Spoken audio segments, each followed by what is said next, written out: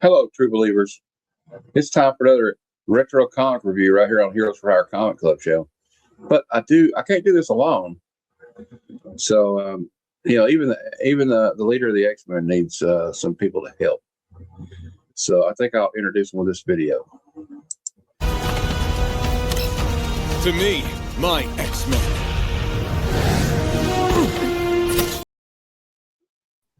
Even though I'm not the biggest fan of Cyclops, but that's still a cool scene. But as you'll see in what we're getting ready to review, he's kind of wishy-washy. He's kind of a flake. But what we're reviewing today, and I'll make myself big for a minute so I can just a quick overview. I got pictures of them, but we're gonna gently go over this first one. This is Uncanny X 170. I wasn't going to add this one to it, but like it's kind of important to what happens in the first of this one. And look at that signed. Ooh. Yeah, no big deal. I need to get Walt Simonson to sign it though. But and as you see, it says, "Welcome to the X-Men, Rogue. I hope you survive the experience." And then we go into probably I think it's one of the most powerful story arcs of all time. We got 171. This also, by the way, takes place right after the Wolverine miniseries was over. So it doesn't really give an exact timeline, but it explains Wolverine's absence from the earlier two books.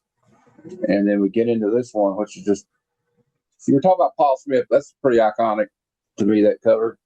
Oh, yeah. And although when you look at it, oddly enough, it kind of looks like her leg's missing. But it's okay. It's still cool. She's running. It's behind her. Her heels behind her. All right, let me. There he is. He's here. We found him. Sorry, guys. You're all right. We already said if he shows up, we'll add him on. No problem. So it's not like this is a professional. We're not like, hey, this is not CBS. This is not ABC News. Okay. Thank God. I would never want to work for CBS News. But anyway. And I'll show you, I guess I can bring myself back to Earth here, as I call it. But here we go. I think in order to get the backstory of these 3 or 4 issues, guys, we need to talk about the history of Rogue a little bit. So her first appearance is in Avengers Annual number 10, Michael Golden cover. Some people don't like this cover. I kind of like it. It's real busy, but I kind of like it. I don't know why. I don't know. It's kind of like they're trying to explain. You basically get a Cliff's Note version of what we're about to see in this issue. We got the X-Men and the Avengers in this book. Now, when Rogue came out, she was a bad girl, and not in a good way. Not in a good way. She was with the Brotherhood of Evil Mutants. As you can see, she pretty much wasted the Avengers. I don't know where they got this. I'd like to have this cover if that's possible. I don't know what that is. But you got Carol Danvers in the back, and we'll get to that in a minute. But her second appearance is actually a tie. It's Uncanny X-Men 158, and she's just, you very rarely guys see Wolverine just get the crap knocked out of him like this. Like she just like knocks him in the next week. And I don't know. What do you think about Rogue? Like, her appearance, guys, we'll go around and talk about that. Her appearance has changed a lot since but here's her. This is tied. They're fighting Rom, but like this is where she kind of realizes that maybe she's a bad guy. Because I don't know. And I thought, John, you point this out backstage. Why is her back arch like that? Well, she's letting Voggs know that she likes him as much as he likes her. Oh, okay. I'm flattered. No, I mean, it's an interesting series of first appearances because, and for those that don't know, it's all owed to the fact that Chris Claremont's run on Ms. Marvel was cut 2 issues short. That book wasn't selling super well. She had all these plans, I'm going to slow. He's like, I'm going to slow burn Mystique's first appearance, and then the rest of the Brotherhood of Evil Mutants, and all these things, and then they dropped the hammer on it, and he stopped at 23 instead of 25, and it took about 15 more years or something like that before they were actually able to publish. So this Marvel Superheroes Summer Special publishes what they had of issue 24. They had Cockrum's cover and they had some interior art and story, and so they went through and finished it off. And then the next one is the Fall Special, which does not have a Ms. Marvel cover. Instead, it's got this awesome Ghost Rider cover, but it does have, well, there it is, the final issue of Ms. Marvel, and it was supposed to be the full appearance of Rogue in here. So some of that storyline falls into this comic. So you can get those, but it took until the 90s, and they finally took Claremont's scripts and then published those 2 missing issues. And what's interesting is long enough to tell you that we get more of this backstory. I think it's Uncanny X-Men. I want to say it's like 266 or something.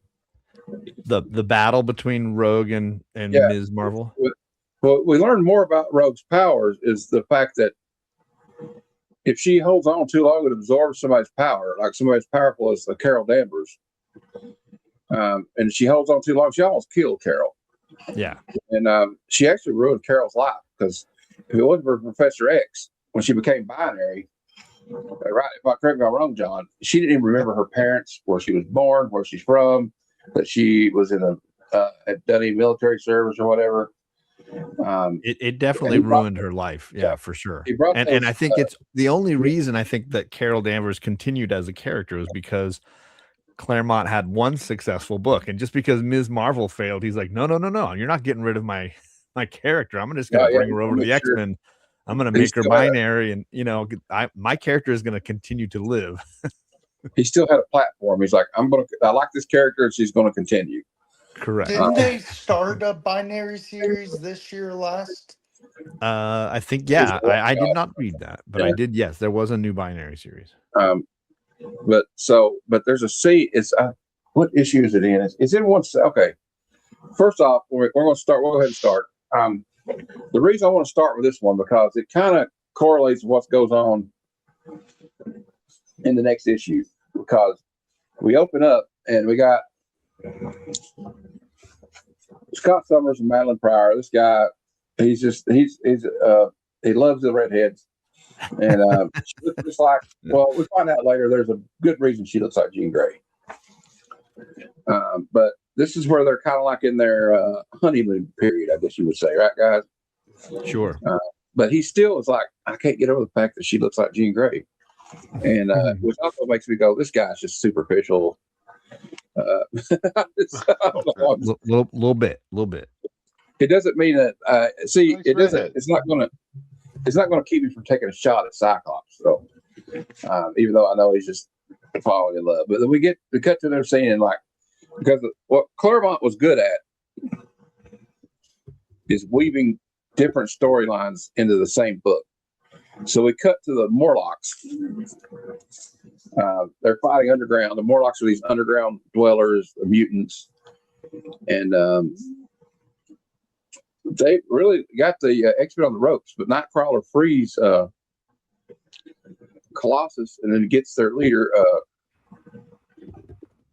I got to find her name again. I can't remember her name all of a sudden. Callisto. Yeah. Like, we want your leader back, but they get the upper hand again. Yeah, the Morlocks have basically at this point been slowly burning as a reveal for Claremont, and he has captured a couple of key characters, specifically Angel and Kitty. And Kitty has made a connection with Caliban, the character from Logan, and the sort of bald, pale-looking guy. And she convinces him, because he cares about her, to help her free the X-Men that have been captured. And it all sort of culminates in this amazing switchblade fight between Callisto and Storm. Because the Morlocks have a rule that you can challenge for leadership with a knife fight. And so Storm's not allowed to use her powers. Callisto can't use her abilities, but they can use knives. And Callisto thinks this is a cakewalk, because she's like, There's no way this gal can beat me with a knife. And she throws the knife to Storm, and Storm just catches it out of the air. And she's like, "Oh, I've used switchblades before. You're in deep crap." She grew up on the streets. Yeah.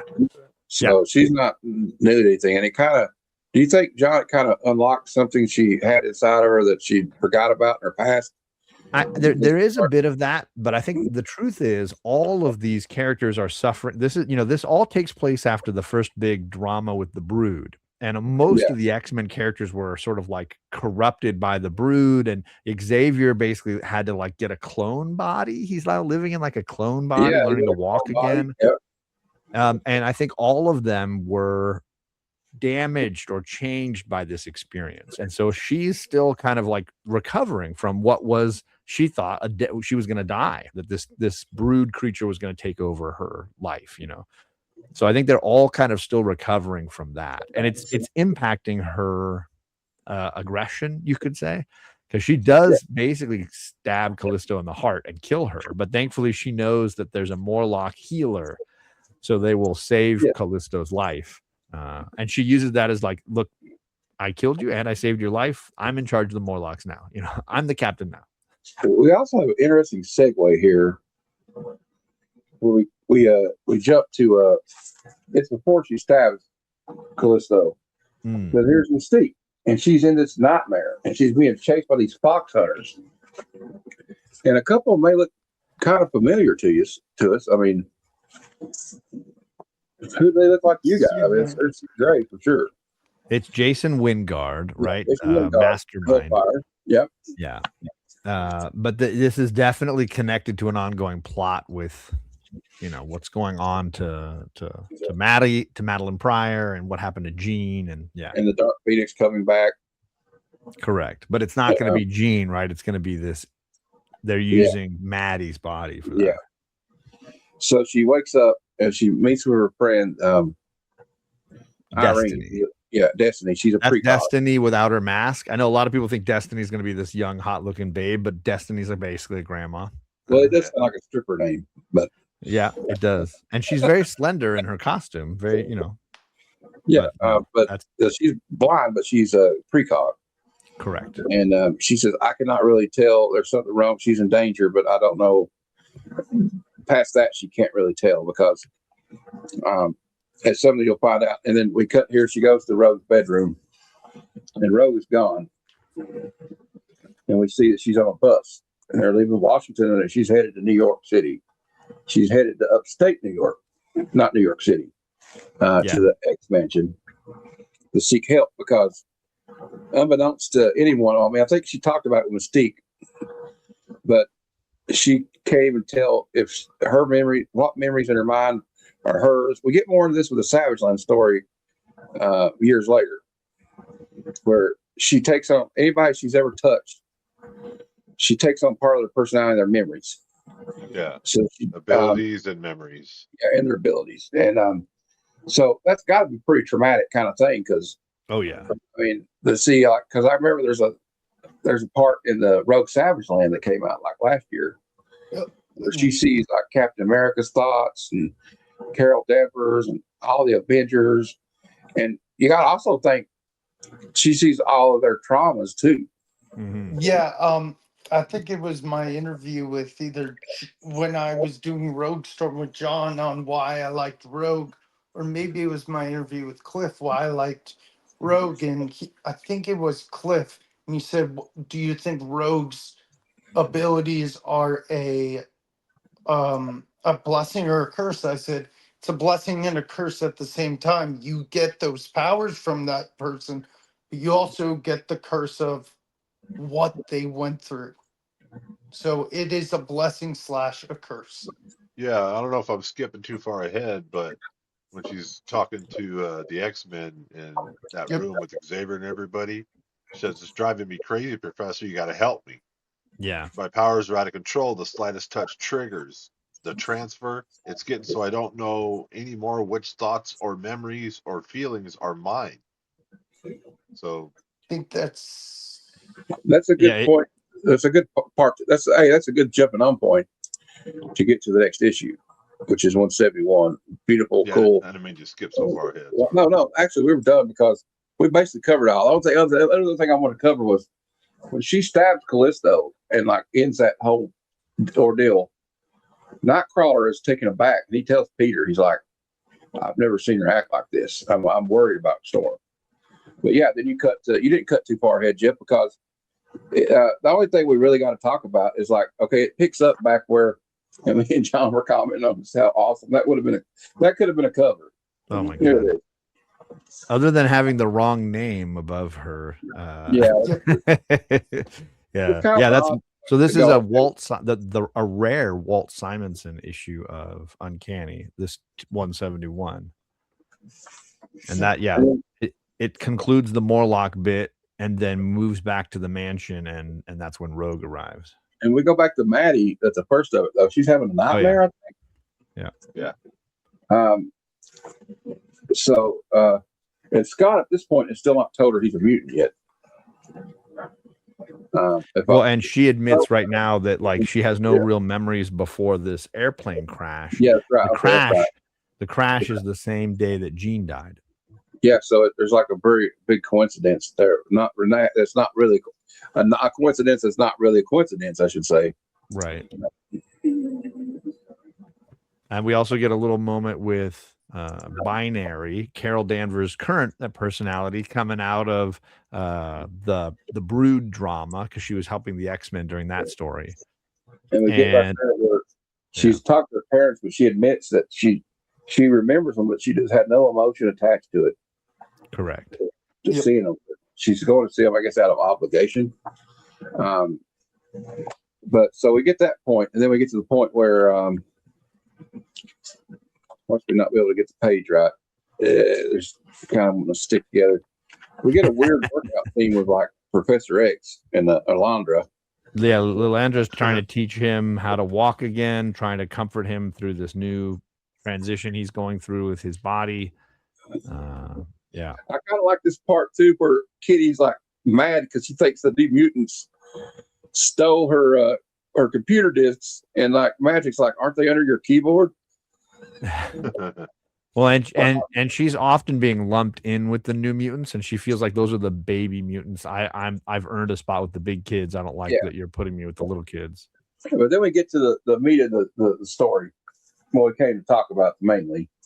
She shows up at the X-Men's door, and Peter is not happy.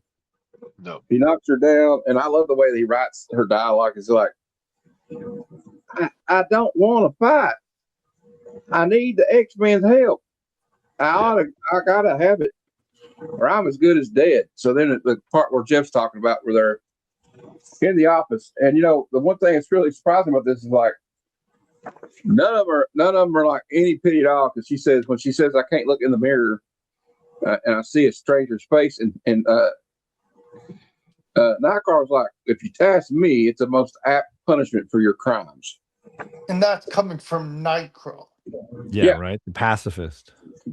So she's just like, and she's in a heap crying basically on the next page.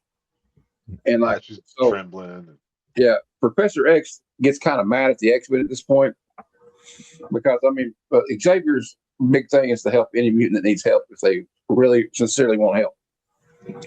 And I mean, he took Wolverine in it. Wolverine was pretty feral. So he tells the other X-Men to leave because all their negative energy is bringing down his psychic reading because he can barely read her anyway. And it's probably because she's part alien at this point because of her absorbing Carol Danvers' powers. And we get a cool bubble yum ad on the next page, by the way. I don't know if they make bubble yum anymore, but I used to love it. Also, I'm going to point out that I would be remiss if I didn't point out that there's a big ad for the G.I. Joe video game on the next page. But all right, actually, I got that poster somewhere. But so now we cut back to like the X-Men. Like, okay, maybe we should go to the danger room and work out a little bit. So we get a little part of Eliana's past here, where her trauma, because they're like letting her control the danger room computer, which is one of my favorite things. The X Mansion is the danger room. It's kind of like the holodeck in Star Trek. But it goes in there and she turns the throne. It turns into the throne room Velasco. Yeah, the place in limbo where she was sort of tortured and aged up, and Yeah, she we aged got up. that Yeah. Ilana and Storm miniseries called Magic. Yeah, So that's right before this too. Yeah. Which is a great miniseries. But she just did it because she's traumatized. And I got a question, John. Is this the first? I don't remember. Is this the first time that Ilana shows that she can use that sword? I think that's what I hear people saying is on the Yes. slab, but I want to say that's because this issue came out before the final issue of the Ilyana Storm miniseries Magic, where she is on the cover holding it. So I think time wise, it's like a little iffy, but I do believe this is actually this you was look at- published first. Are you talking about 171 still? Yeah, Yeah, 171, page 15. Ilyana is wielding a sword. yeah. I don't know if that's what they're counting as the sword, but I don't know. Well, I meant that Kitty kind of is like, where did she get this blade at? Basically, she's like, I didn't know. She says, where did that sword come from? She says, she's thinking, where does the sword come from? And of course, she didn't mean to attack her. She just breaks down crying. She's obviously got some post-traumatic stress associated with her time in limbo. Obviously, I mean, who wouldn't? As a kid, you're a child. The next minute, you're a teenager or a pre-teenager. Yeah. So these Uncanny issues were published monthly, and so were the Wolverine limited series issues and the Magic mini series with Storm and Ilyana. So going on at the same time. They were all published. These 4 issues of Uncanny, the 4 Wolverine and the 4 Magic ones, were all basically around the same time. So my omnibus for this is the 3rd volume omnibus, has all of them. Hold on, let me. There. I'm having a problem here with my mouse, as always. You can kind of see that, this, the one you're talking about is this issue 171. Then there's the Wolverines all together because they don't break them up. They just a big clump. Then the next 2 we're going to talk about, and then a few more Uncannies, and then these are the Magic miniseries ones. And she's holding the Soul Sword in that one as well. I need to get that Magic miniseries. It's really good. It's very entertaining. The Wolverine Kitty Pryde one came after this stuff, though, right? Yes, that one came later. Okay, so we get a little glimpse, and I don't have to show the panels, but this is what I like about what Claremont does in the Uncanny X-Men. We don't just see the characters; we get to see a glimpse into what they're like in their rooms, what their rooms look like. And Storm's got all this lush plant life in her room, and she's a girl of nature. Of course, she knows she's an elemental, basically.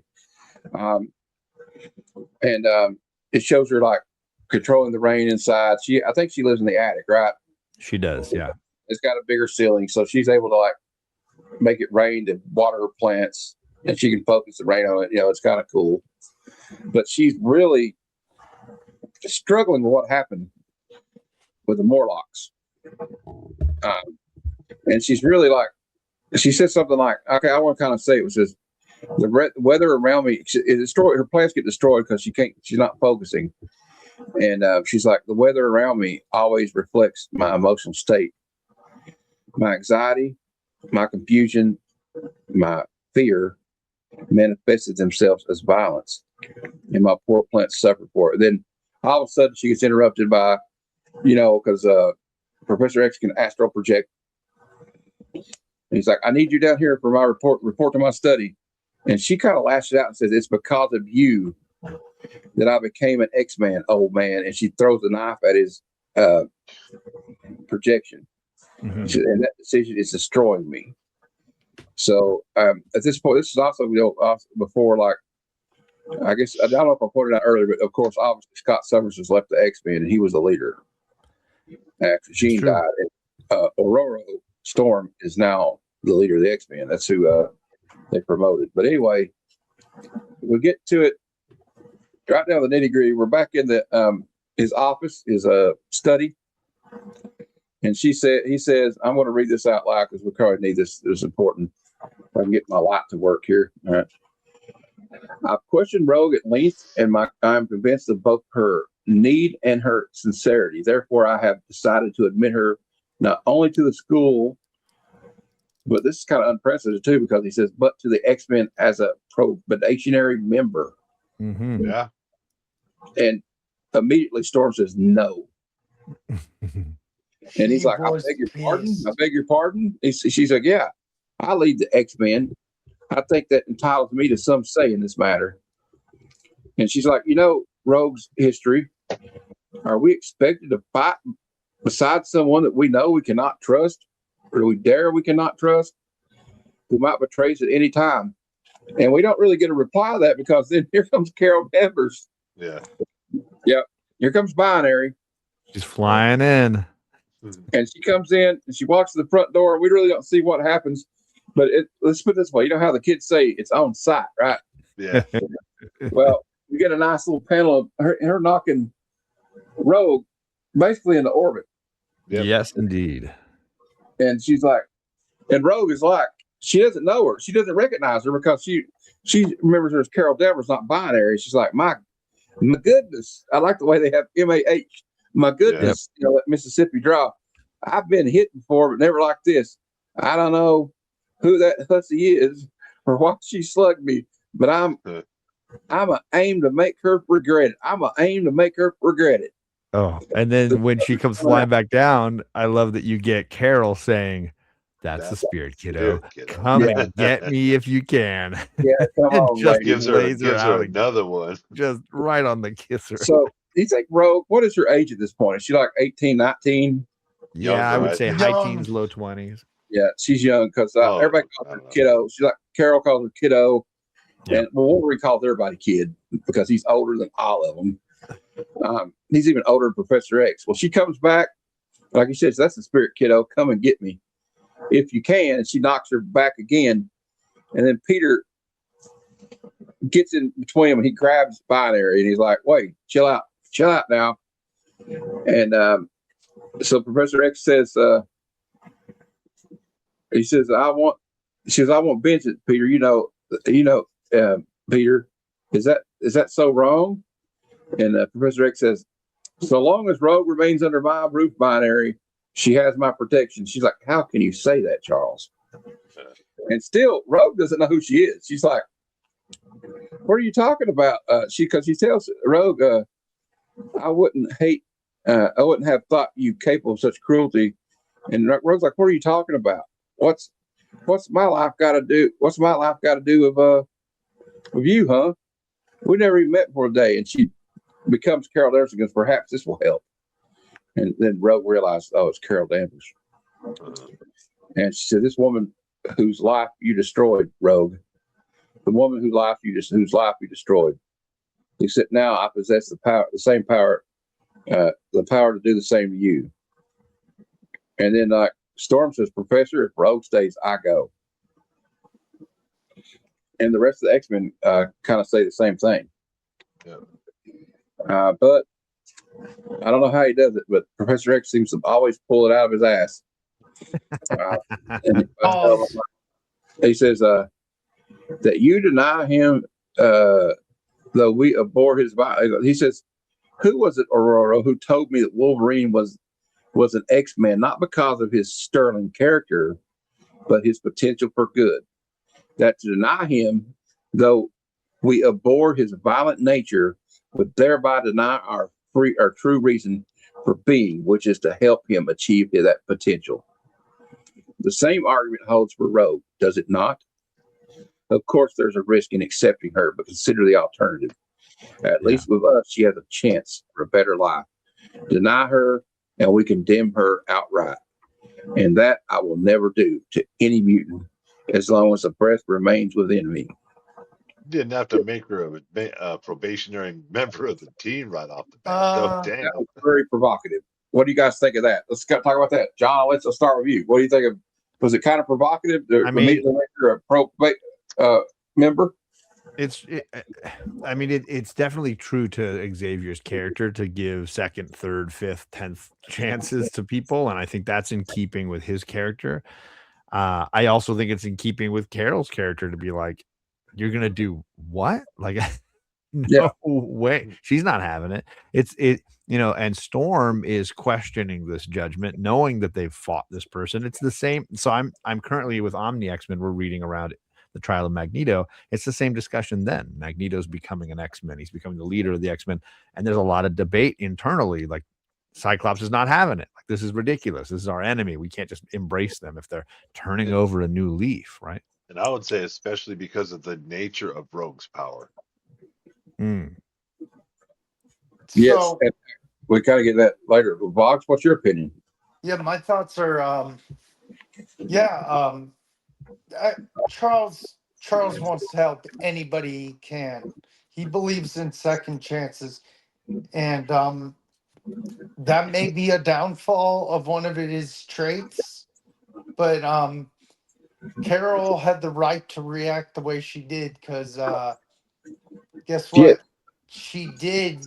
Rogue did ruin her life, so could you? I'm sorry.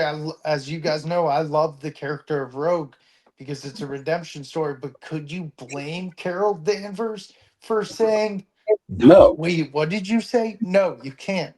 Yeah. No. Yeah. You can't Because blame her. the fact is, it's not that she just beat her up and got the best of her in a fight. She took away the core of who Carol Danvers is. All her memories, all her emotions. She doesn't even have any Everything. emotion for her mother or father. So Everything. yeah, everything. Like she said, you took everything from me. You destroyed my life. Mm-hmm. What do you think, Jeff? Well, yeah. I mean, if I'm Carol Danvers, I don't know if I have any forgiveness. Straight up. I mean, Now, but what's interesting? Go ahead. and I was gonna say, and that's pretty quickly forgiven. I guess that's the right word for Charles. Um, and I understand the rest of the X-Men being like, well, hold on a minute there, Mr. Forgiveness. It's not just your skin in the game here; it's all of us. Yeah. Which Yeah. is basically something Storm kind of says when we get to the end of the issue, where she says, Yeah. it's up to each of us to make a decision how we feel about this. It's Yeah. not, Xavier yeah. might let her in. That doesn't mean we all have to stay.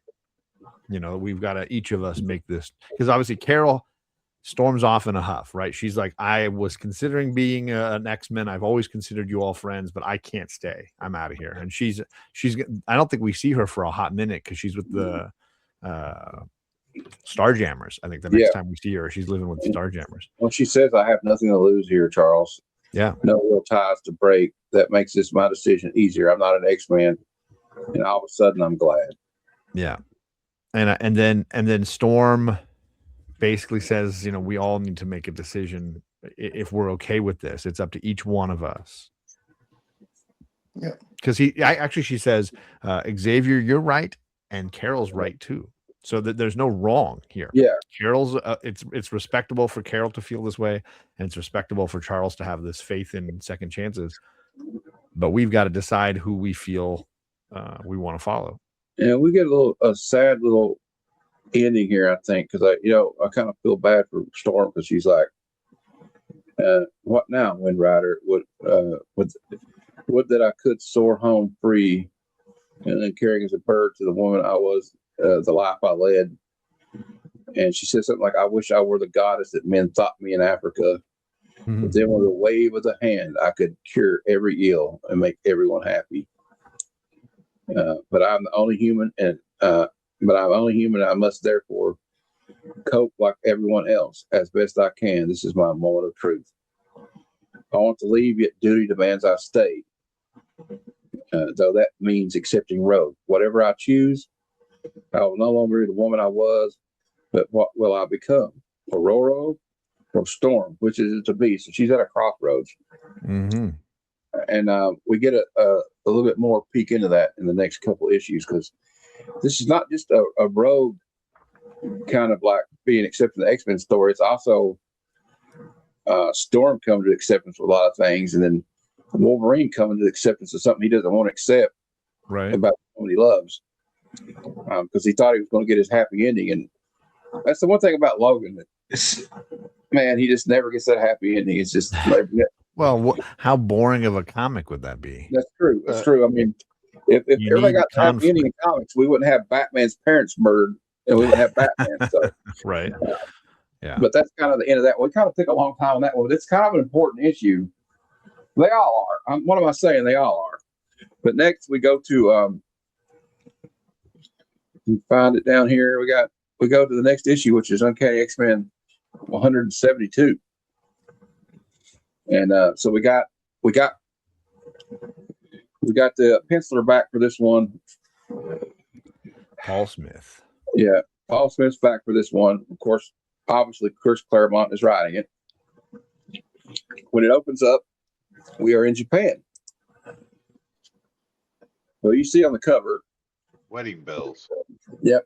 And that was the last panel of the previous issue. Yeah. Right. We had this panel showing not the blade stabbing through it, but the invitation to the wedding. Yes.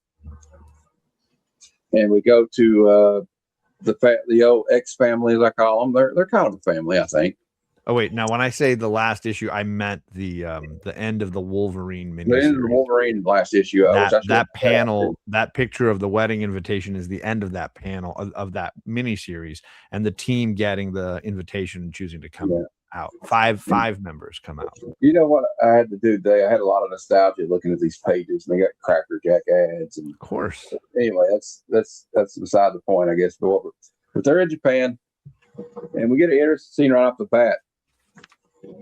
He greets everybody except one person who's still outside waiting to come in, and she goes, "Logan-san, one of the X-Men remains in the Jinkin. Well, you're not invite her in." And he says, "I'm a mutant, just like." Oh, he's thinking this. He's not saying it.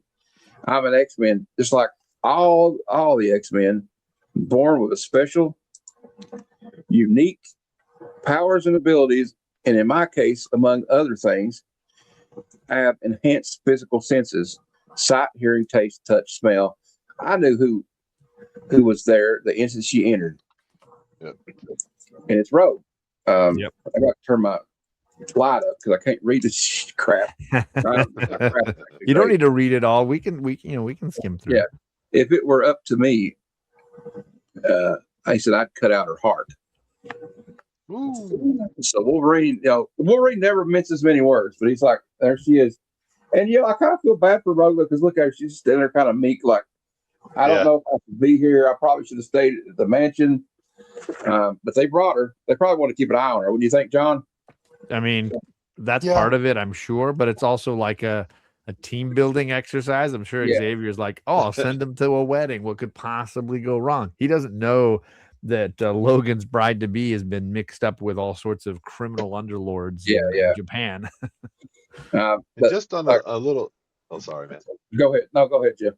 I'm an art nerd, and it's not as easy as people think. You mentioned it. She's standing Rose standing in the doorway like a meek little teenager. Do I step in? Am I welcome? Am I not welcome? And that the way they drew her right there, it was perfect. It's perfect. Yeah. And Mariko really greets her really warmly. That comes back later. We'll talk about that again. But now the first one so we've obviously Storm's made her decision from the last issue because she tells Logan she's no longer our enemy. Professor Xavier has accepted her as an X-Man. And Wolverine's like, "You agreed to that?" And Nightcrawler's like, "We all did." But he also figures an outfit like me will take anybody, I guess. That's the truth. I think he's willing to understand and put aside things and say, you know what, I guess if they'll take me, maybe they'll take everybody. So now we go to outside. They're being watched. Mariko's brother, the Silver Samurai. And he's being watched by somebody too. This is Yukio. Yeah. So if anyone's read the Wolverine 4-issue miniseries, those are characters that are important in that storyline, right? And so it's kind of bleeding over into this. And Yukio is a fun character, by the way. She's got an element care attitude for sure. And as we see you going forward with Logan, he always sort of collects these young ladies that want like a father figure and that he's training, right? This is before we get Kitty Pryde, before we get X-23 or Jubilee, Yukio is basically the first, trial run. He's always by these girls that are trying to, like you're right, like, and it goes back. It's not just her, Yu-Gi-Oh, Kitty Pryde, even Rogue. Yeah, like you said later on, Jubilee, and he's got a kind of soft spot for these kids because he used to be in their spot, really. 100%. Yeah. So anyway, Logan senses what's going on, so he gets bent. As you know, when Nightcrawler teleports somebody, bent, it shows that little purple cloud. And so they're up there, and like now he sees Yu-Gi-Oh's up there too. He's like, "What the hell?" And so anyway, so we get like a little fight here, and then I don't know. Anybody thoughts on this? It's pretty cool paneling. I like the way they do this paneling. Yeah. I don't really see they do that much anymore. Like this is the way it's laid out. I think it's a little reminiscent of what Miller was doing in the Wolf miniseries. So in that way, I think it's trying to be consistent with some of those. Just wait till the next couple panels. Hey, don't ruin it. And we also get here like, okay, she saves Yu-Gi-Oh. Here, am I saying Storm saves Yukio when she falls off the building. Yeah. And they become kind of fast friends, honestly. Well, this is Rope says this woman is mad, and then I wish I could laugh so. So she kind of admires her for this devil may care attitude, as I say. So we get to the next part, and is it Logan is kind of explained to the other X-Men, like you hear Peter say, "Can this Shingen person be stopped?" Already done, Pete. P by me. Great. When we question him in prison, he's like, "Well, I do not think so. My skin. What do you mean, Fuzzy? Of course we. Oh." And then Logan's like, "Well, moments like this, I feel sorry for the kid. She cares for me, believes in me, but every so often she gets reminded hard that we come from different worlds, and that mine isn't very nice." So we get Mariko gets a message, right? And I think she gets a message, and they're like wanting to meet her because Mariko's family is in the underworld, the Yakuza, right? Yeah. And we see that's what he's talking about, is like the crime lord that was her and her brother's dad, right? And now there's a vacancy in that family. Brother wants to take over, and sister's kind of in the way. And then we've got this character Viper, who's now going to come in, and she takes the place of the maid, Yoshi. Sneaks in and basically poisons the tea that she serves the X-Men.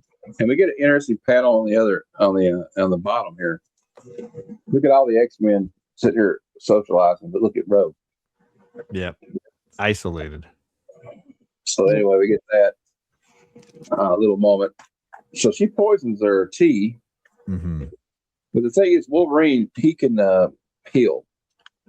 And doesn't he prevent Storm from drinking it? He knocks it out of her hand. He does, but it's a little late because already Viper, already Mariko has run off and is being escorted by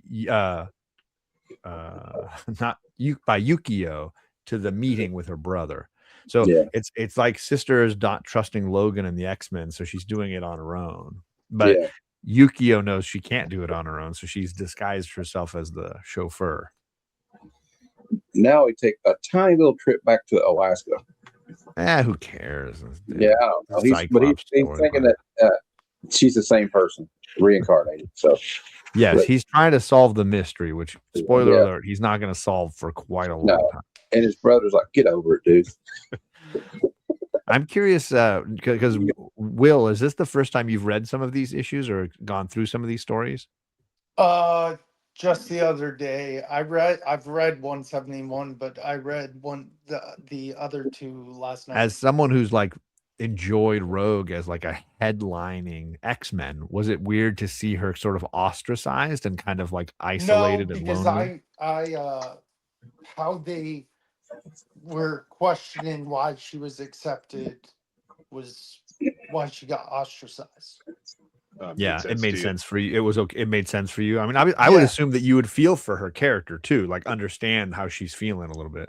Yeah, I did. And also I understood the standpoint where the other X-Men came from. They're like, wait, she tried to kill us, but you want to accept her?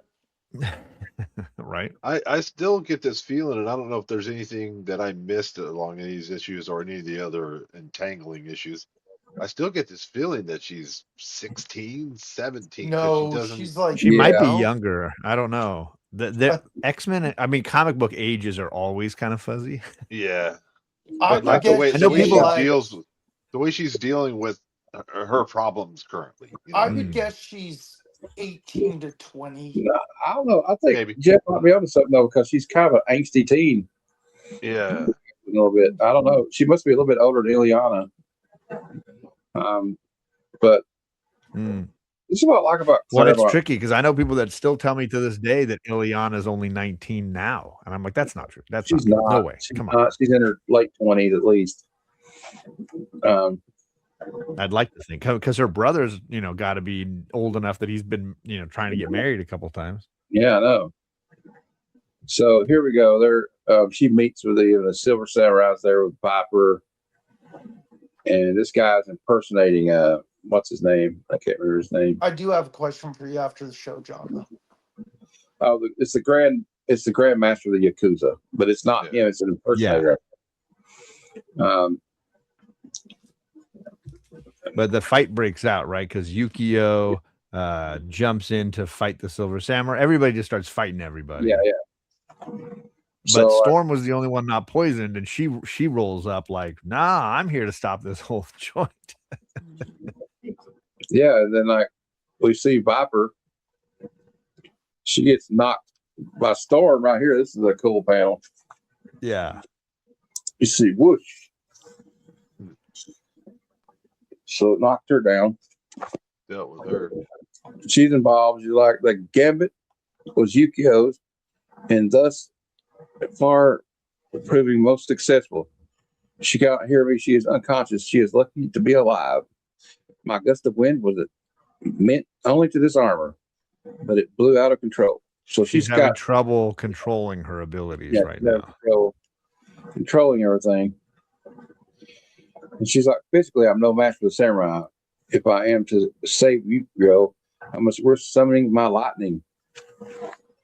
And oh man, then she does that, but it hits some explosives, I think. No, what it is the bad guys have planned for this, and the armor that the Silver Samurai is wearing is basically like turning the bolts back onto him, right? Or back onto Storm, and it overcharges or supercharges her. Yeah, it's like a super capacitor or something. Yeah. Would it be kind of like Black Panther's armor in the movie, where it like you could consider it that for sure, and then beat it back? Yeah, for sure. They barely survived this. But so Silver Samurai escapes with the Madam Miss Viper. Yeah, that Madam Viper, and Yukio saves Storm by throwing a little cloak over her and crashing her into the ocean. So we're getting to the end of this issue, and we get to the end. Okay, here's the moment of truth where they start to team up. I'll just keep myself on the big screen. She's like, so all the X-Men are in the hospital except for Rogue. Yeah, and Storm. And Storm is, they don't know where Storm's at. So it's just Wolverine and Rogue. And he's telling Mariko, I gotta go. And she's like, he goes, besides Miko, my love, how are you going to stop me? and then Rogue says, I'm a coming with you, Wolverine. Yep. You got that southern, I'm a coming with you. And he's like, the hell you are. She goes, I'm an X-Man, Mr. Xavier said so. Yeah. Work with him then, kiddo, not me. Now, how am I supposed to prove myself if none of you will give me a chance? Huh? He goes, what about the poison? I'm a half alien, remember? It wasn't so effective on me considering our condition and what's at stake. You need a backup. It makes sense, much as I wish it didn't. Yeah. But you follow me, you follow my lead, youngster, my orders. Every flaming step of the way. And then we go to next issue. I think in Wolverine's mind, even though he knows that she's very powerful, he's got to now be cognizant of her. Yep. Yeah. And now we get to one of my favorite covers of all time. Uncanny X-Men 173. We're moving right along. It's been about 50 minutes, so it's not that bad, I guess. We're doing pretty good. Vox, do you have this issue, that 173, or do I need to hunt one for you? No, I need one, but I'm gonna get you one. So you just wait. I'll find you a copy of 173. No, you gotta have this book. You gotta have it. You've done enough. I've got. No, man, you're a Rogue fan. You need this book. This is important. And what a great history. John, I have a question for you after the show. But sure, this is important in the history of Rogue as a character, and also the history of the relationship between Rogue and Wolverine. This is vital. This is like, if you're reading the history of Rogue and Wolverine, honestly, you need to read this issue. Yeah. It's actually, when you get the collected work of the Wolverine miniseries, they add these two issues are included. Yeah. Because it wraps that story up in most cases. That this is kind of the conclusion of that story. Yeah, this is kind of the conclusion of the Wolverine miniseries in a way. Oh, yeah. And to have, I don't know, it says at the end of this one, okay, what's weird though, is like at the end of this last issue, it says, hold on, next issue, tag you're dead. But when we get the first one, it says Stanley presents To Have and To Have Not. So kind of a little switcheroo. But what I like about this one, kind of opens up. We don't have to get the introduction to the action. Of course, we still got obviously Claremont writing, Paul Smith penciler, Bob Wysek as the inker, Luis Jones as editor. Who was the cover? We got Gallant for people. Wing is the colors. No, the Paul Smith did the cover. PMS. That's his initials. The colorist is the colorist. Yeah. But for those that don't know, Louise Jones. That's like Louise Simonson before she got married to right. So, and a little trivia about Louise Simonson. Of course, she was the model for the picture that Bernie Wrightson drew for House of Secrets issue 92, the first appearance of Swamp Thing. Really? Yep. Yes. And just on the another a little site, I'm going to be a dork about the art. Sorry. Do it. Page 173, page 3.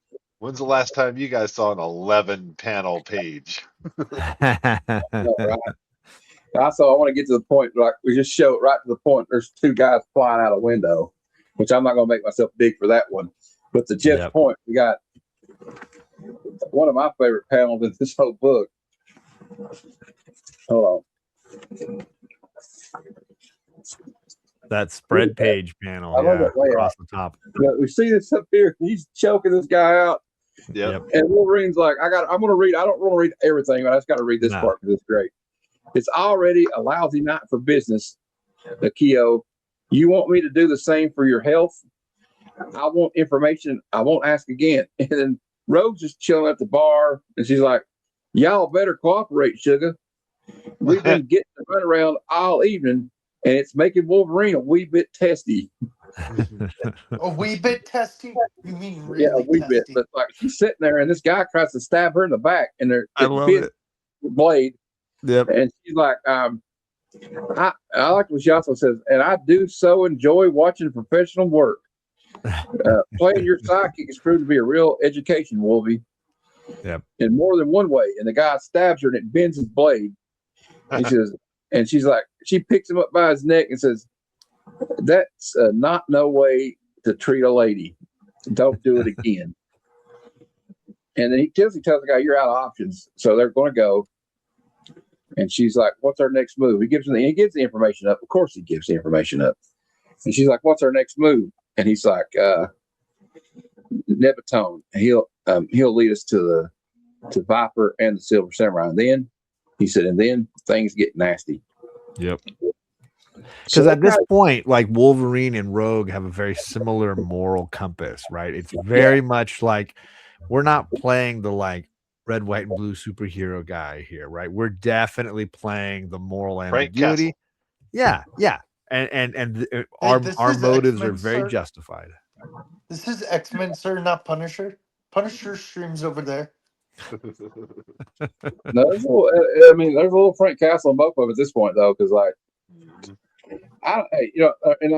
they're not playing good cop, bad cop. They're playing bad cop, worse cop. So we cut here to Storm and Yukio. My memory's so bad. Yeah, it's Storm and Yukio. Yukio and Storm have bonded at this point, right? And Yukio's busting her out of the hospital and is like taking her, after falling in the ocean and rescuing her, she's taking her on their own little journey. Yeah. So they've kind of had their own little side adventure, but they go to this house. The guy's like, I can't help you. There's a death mark out on you people. And she's like, phew. It's a long way across town. But she says, I fear that decision. Like they said, well, I fear that decision has been taken out of her hands. And he's like, like 6 thugs show up, and she's Yu-Gi-Oh's like 3-1 odds. Hardly seems a fair fight. The beggars can't be choosers. And then Storm kind of thinks herself, we face death and worse. How can Yu-Gi-Oh be so lighthearted and uncaring? We are trapped in this alley. She says, oh well, you only die once. And so they get to fighting these guys, and they do beat them. Then we get to we're going to break in this master, this guy that had the Yakuza's house. Yep. And he's talking about how, well, luckily Rogue was able to disable the alarm, and they're like, it points out there's no guards, and he tells her to stay close, follow my lead. I like how she says, "Show enough, boss. Anything you say." You think we're playing games, kids? She goes, "No, sirree.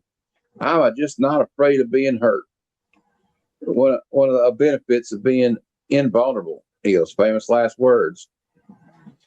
And so she trips another electronic guy. It's like a light sensor.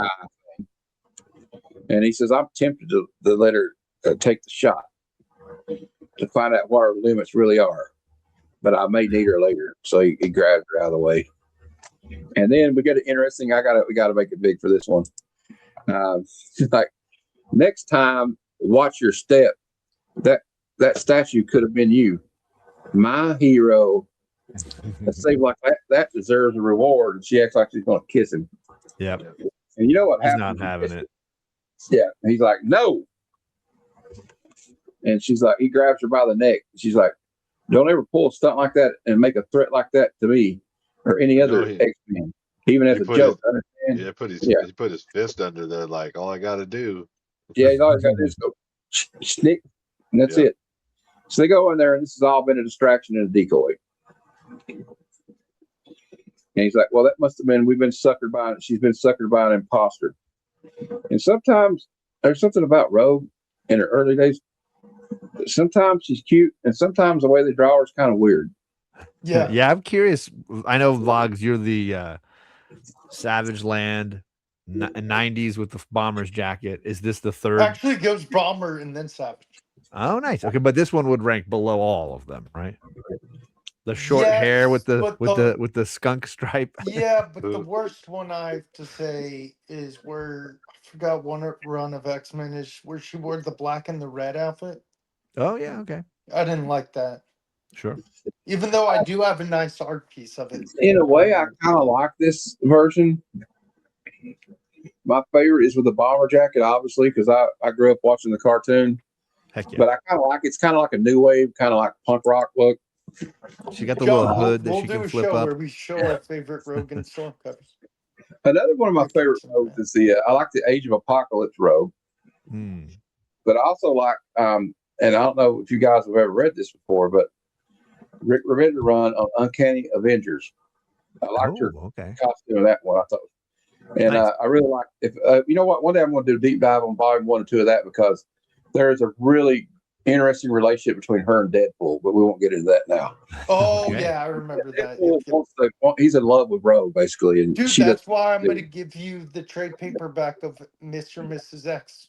Deadpool hits on her so hard. I mean, it makes sense. I wouldn't expect anything less from Deadpool. So anyway, we get to Aurora's back here, and her Yu-Gi-Oh take care of these little street toughs. That's what I'm going to call them. And because it reminded me of, I was watching Seinfeld the other night. He goes, I got assaulted by street toughs. All right. But anyway, so we cut to the hospital. And Wolverine's like, you can hear Wolverine's voiceover. He's like, I have a nasty feeling we're going to be too late. So they go there and they take out the guards. And she's like, Madam Viper's like, be quick, be efficient. I want no witnesses, no survivors. And then our girl Rogue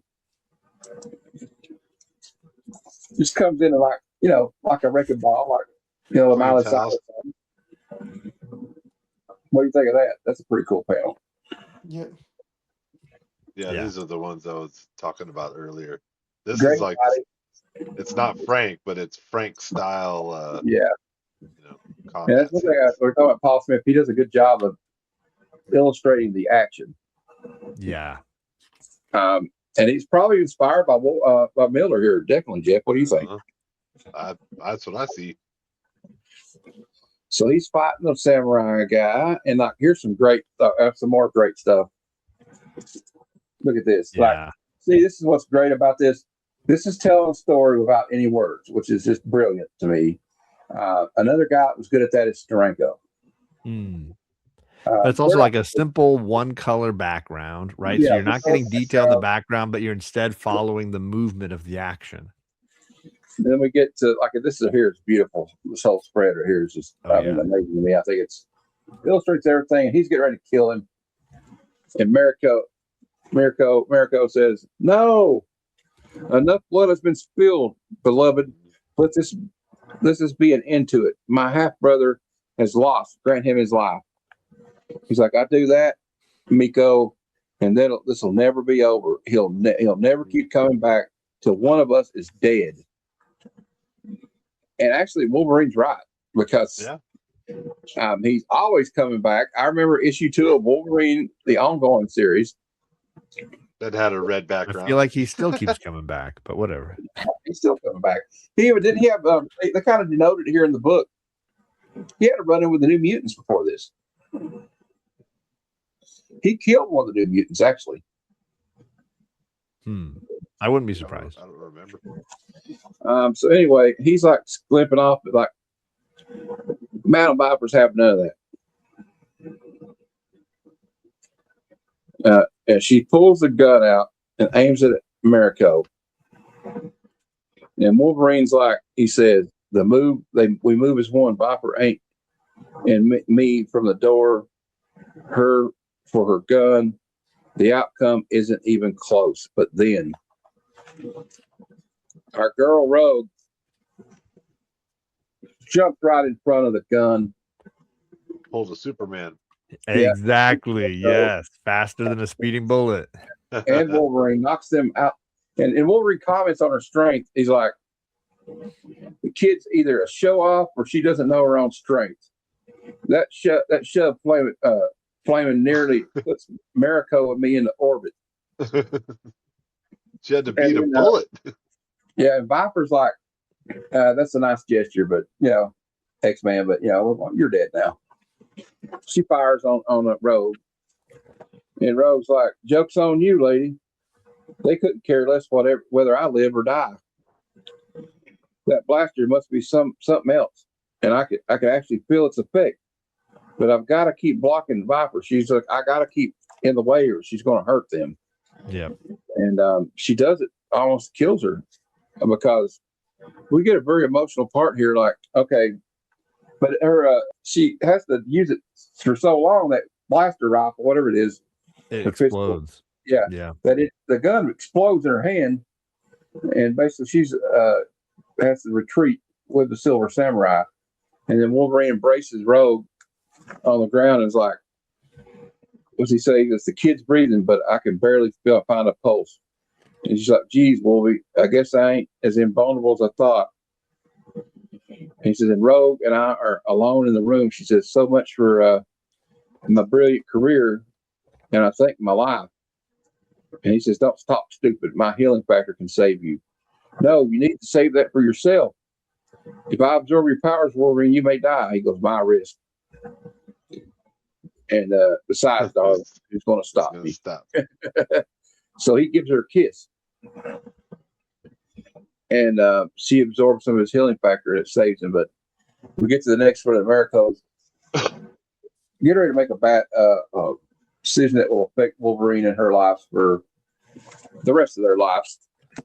Well, yeah, because we see Jason Wingard appearing again here. You can kind of see him in cameo, and then later at the end of the issue, you see him kind of in full, manipulating the whole Mariko. situation. Yeah, and we get to another interesting point. Like, okay, so Professor X shows up with his girlfriend Alondra, and Madeline kind of makes a little bit of a splash at this reception. Because they're like, oh my God, like, what's her? Yeah, well, Alondra's she's like, not the only one. Yeah, are you blind? Look at her. She's the evil one reborn. And he's like, she resembles Jean Grey, but that is Phoenix is dead. And she's like, I'm sorry, Charles. And then we see Storm fly back in, and she's like, check out my new hairdo. And we get the first appearance of Storm's punk rock look. Because I think it's kind of badass, to be honest with you. Yeah. I wouldn't want to get caught in a back alley with her. And she says, hello, kitten. My apologies for being late. And Kitty Pryde does not take it well. She's like, your clothes, your hair, what have you done? A new look, do you like it? And she's like, how could you? She's like, Kitty. And, they're all like, it's a very striking change. So let's talk about this. Let's get into this. Yep. Why do you think, and I'll start with John, why do you think Kitty had such a reaction to this new look from Rogue? I think primarily it's because it's this respected adult mother figure going through this really drastic change. And at the time, in the 80s, this punk rock look was definitely the rebellion kind of a thing, right? Dangerous. And so I think for Kitty, who was somewhat of a conservative, you call her the little Jewish princess, she had that kind of wealthy family. Dad, who we will later learn was running some illegal stuff going on in that world, but she was getting the privileged, entitled life as a result without knowing. And so to see this, I think, was very shocking to her. I joked before we went live that it was kind of like nowadays, if somebody's young son maybe came home with painting their fingernails or something like that, it could be considered a very shocking counterculture kind of thing. Yeah.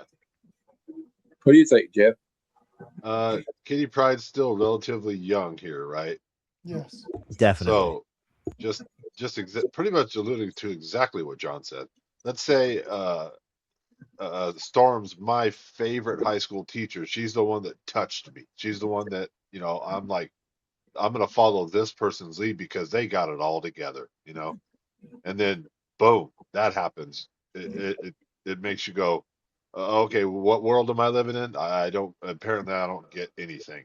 I mean, that's my take. Yeah. Will? Yeah, what John said is right. Like, it just shows the development and the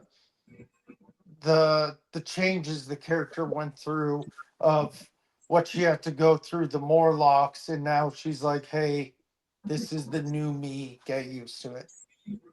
Yeah, and like there's also like I can compare it to like in the 70s, like I know this is kind of a weird comparison, but like when kids first got a glimpse of like the Sex Pistols, they all started wanting to have a safety pin in their ear, get the leather jacket, cut the hair short and spike it up, and they got a little bit of attitude. It's almost like Storm started discovering the Sex Pistols and Susie and the Banshees and all this stuff. There's definitely a Brit, and Claremont lived and still, I think, lives in England primarily. And I think that British invasion, punk rock, Billy Idol, 80s kind of stuff, that would totally make sense. Sid Vicious and that whole thing, So do you think? So if we climbed inside Storm's head, why did Storm do it? Good question for John because he's the Storm guy. I mean, I'm going to assume it's because she's going through a big change in her personal life. She wants it to be reflected in her appearance, with the Morlocks, with the Brood experience, this Rogue being thrown onto her team. I think she's feeling very unbalanced and she wants to take some measure of control, and her appearance is the easiest way to do it, right? And I'm going to piggyback off that, and I'm probably going to get some blowback because of it. But when one of your friends, maybe they get divorced, or a long time couple splits apart, many times you'll see the woman get a tattoo, a piercing, something. The husband gets a new car. Yes, all that stuff. Yeah. No, these are those midlife crisis kind of moments. Although she's got to be in her 20s probably at this point. I don't think she's 30. Yeah. But she is going through something traumatic in some regards, and she's seeing things like, I think all of them are impacted by seeing the Morlocks. This whole idea that you could gain these superpowers, and it's a massive burden that forces you to hide in the sewers of the city for safety. And now she's like their de facto leader. I think this is shaking them up, and it continues all the way through the massacre that's coming up in 30 issues or whatever. Yeah, and we gotta it's also like, if a girl has a breakup, or even a guy will do something, maybe get a new look. Yeah. And she's going through this situation. She's like, I want to get a new look. I'm going to change my hair. Yep. I want to change my wardrobe. She was like, also, remember when she talks about in one of the previous issues, I have to come to a decision. Am I Aurora or am I Storm of the X-Men? So I think she's made her decision. Right. She's not going back to her homeland. She's going to be Storm of the X-Men. And she's going to dress smart. This is her new era, so to speak, like Taylor Swift's era, I guess. Like Taylor Swift, all these pop stars change their look for every era. Like even David Bowie. Remember, David Bowie was Ziggy Stardust and Spiders from Mars, and then he was the Thin White Duke, and he just dressed it up like a suit. And I think for if we want to go inside Claremont's mind, I think for Claremont, he was looking to change up her look. I mean, she's been in this weird lingerie costume for a really long time. I think he's probably like, hey, no, we're entering a feminist era, right? We've got all these new feminist superheroes, and this is a very female heavy cast. This cast of characters. I think he was looking to upgrade her to the era, right? Entering a new era with her character, and we never really see her in that costume again, right? Going forward, it's going to be this one. It's going to be the white variations of the white costume leading into the 90s, right? When did she get the black outfit? Which one? The original costume? Yeah, it's her first appearance costume. Like she had that in giant size. There's the thing about the Uncanny X-Men, especially in this time period. A lot of most of the women characters are really the most, except for I'm biased, but except for Wolverine, in my opinion, are the most complicated characters in these stories. They're the most interesting characters. I mean, I always say the best X-Men aren't men. Really. I love Wolverine. I love Colossus. I love Nightcrawler. I love Gambit. But of course, Storm, of course, Jean, of course, Rogue. I think that there's just Mystique. You start throwing the villains in there like Mystique, Emma Frost, you end up with just these very compelling, interesting characters, and they're mostly women. There's always a couple of men slipping into the top 10, but it's dominated by these ladies. So we get a little funny interaction. We'll wrap this up. Where they said, "Could you watch my?" He's sleeping. She thinks it's like a cat. She opens up, and Lockheed's in this wrapped up sleeping. She's like, "Scott." Yes, Madeline. Something the matter? just precisely who are these people and what places have you gotten me into? Yep. I think it's hilarious. But then also we get to the she's right at the aisle at the they're getting ready to get married, he thinks. Yeah. And she's like, "Stop the ceremony, most imperial majesty, honored guest. There will be no wedding." And he's like, "Why?"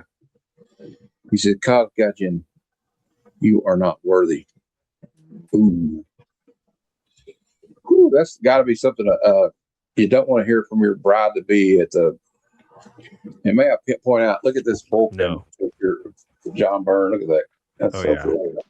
Then you got Anyway, what's his and name, then we get the next sitting panel, there with a and little smirk on his face. Jason Yeah. Wingard, the mastermind. Wingard is so Yeah. happy about this.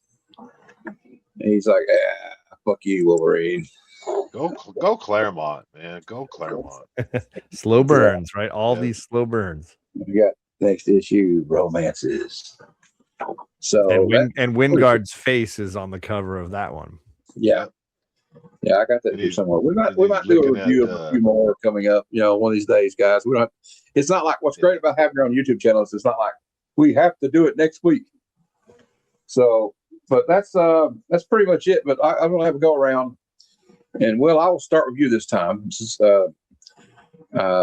I've already started with John both other times I did this, but so what are your overall thoughts? I know this is, and also I'm kind of excited to hear you because I've read this before, and Jeff and John have too.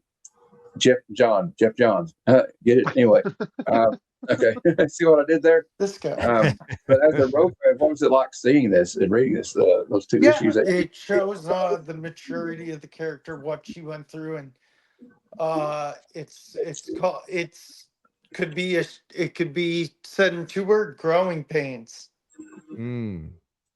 developmental. How the character developed from a disliked, ostracized character to risking her life to save someone just to prove a point. Be willing to be selfless to do something for somebody else. Yes.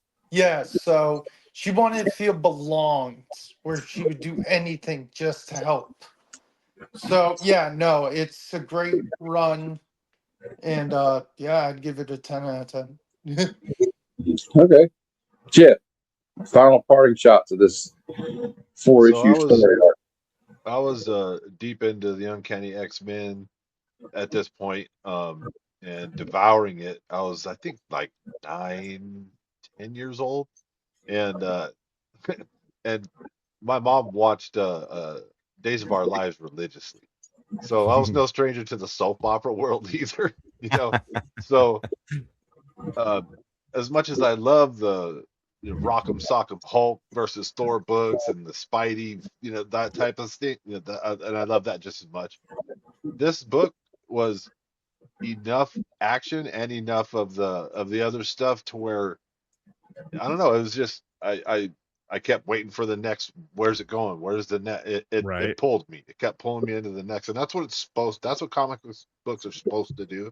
And now that I'm more like into the art stuff of it, I just going through it again with you guys right now is fun because I'm seeing things that I couldn't appreciate when I was younger, like the decisions on panels and all that stuff, and the beautiful fight scene between Wolverine and Silver Samurai. I just absolutely love it.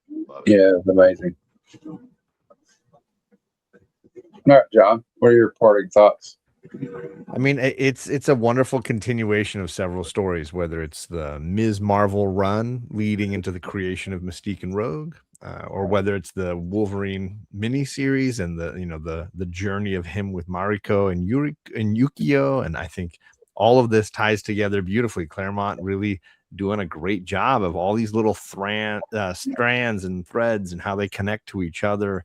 It plays out very nicely here, and I think you get some wonderful character moments for characters again like Rogue and Carol Danvers, and then interspersed with all that, you've got Storm going through her journey and Wolverine going through his journey, and it's really well played out.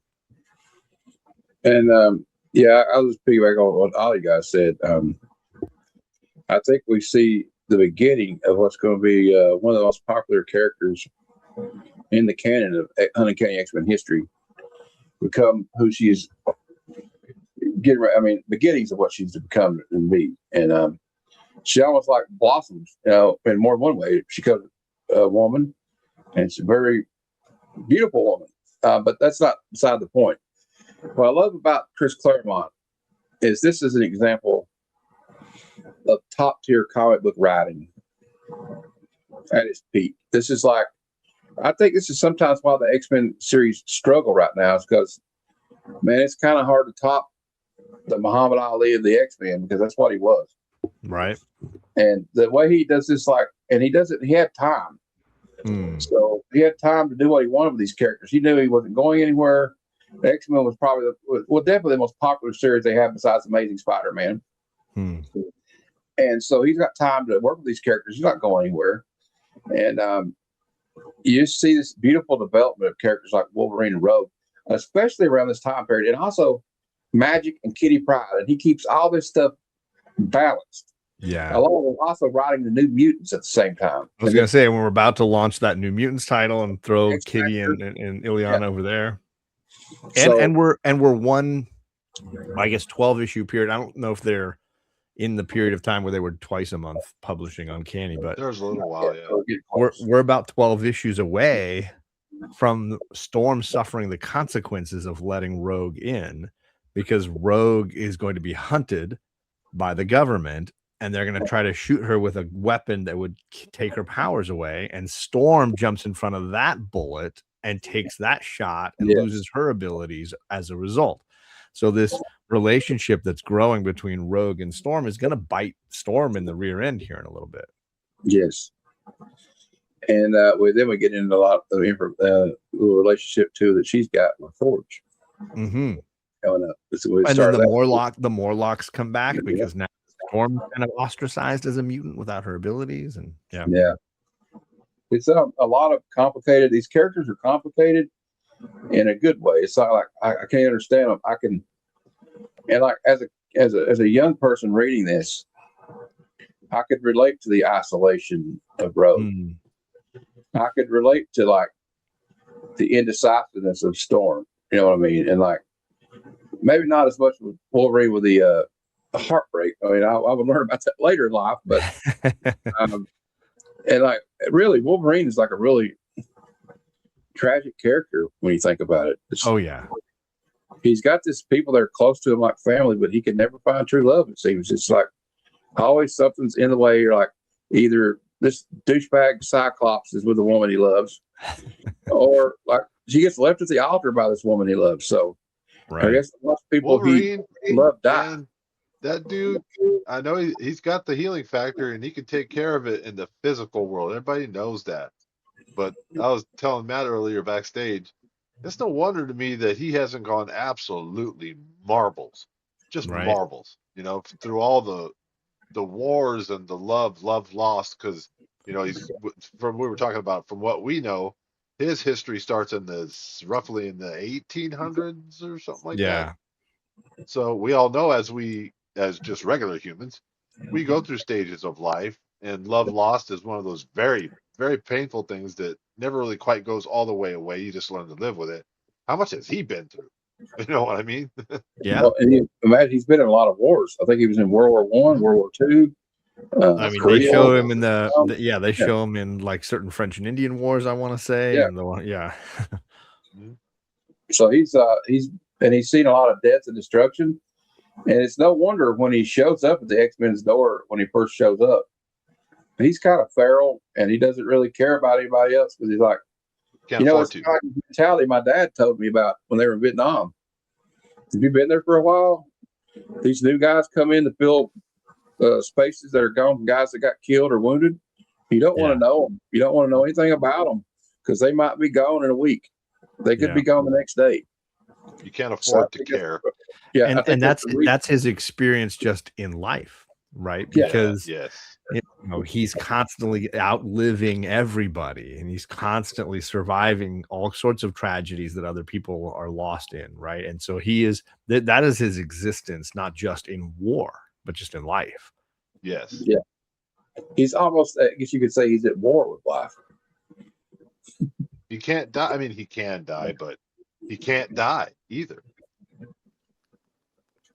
I mean, I'm not aware of any issues where he contemplates, the horrendous. Well, that's what But the old man Logan, right, okay, storyline, all possible future kind of dives Yeah, into, or we'll get into Logan, that the much film. later on. But yeah, Yeah. like Wolverine is just like he's these characters like him and Rogue and these characters Storm, even Cyclops. I'll begrudgingly say it. They have this complicated history. The only one, I mean, the ones I always have a problem with is for some reason is Professor X and Cyclops because That's because you're a well-read X-Men fan.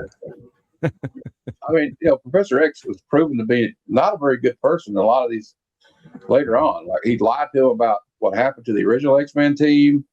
yeah. He's always. I would Gene's never memory. invade your privacy, and then he's like, "Let me read that guy's mind real quick." Oh, shoot. Yeah. Exactly. So, I have some questions for John after the show, but I'm and going to wait. Magneto's the bad guy? I don't know. Okay. Sometimes I think Magneto's kind of the realist. And you know what I compare Magneto him was to? right. That's to do with this. Wait, who'd you say? Magneto. Who'd you say? Oh, that guy?